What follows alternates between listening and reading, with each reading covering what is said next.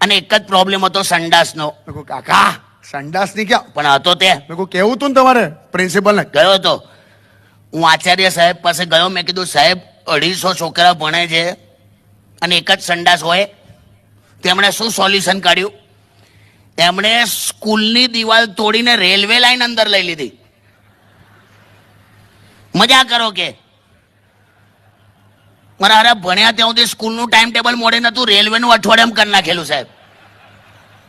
મારા હારા બેઠા હોય ને આવે તો કોઈ રેવા દો રેવા.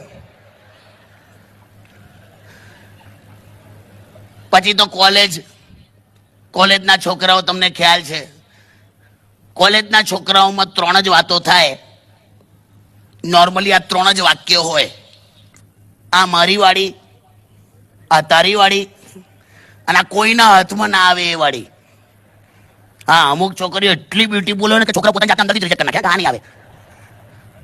પણ મેં જોયું છે તમારા જનરેશનમાં છોકરીઓમાં, મેં જોયું છે આ સ્કૂલના કોલેજના પેલો પ્રોફેસર આમ આવતો હોય, આમ ચાલતો આવતો હોય તો પણ આ બોયફ્રેન્ડ એના ગર્લફ્રેન્ડના ખોળામાં માથું મૂકીને હૂતો હોય આમ.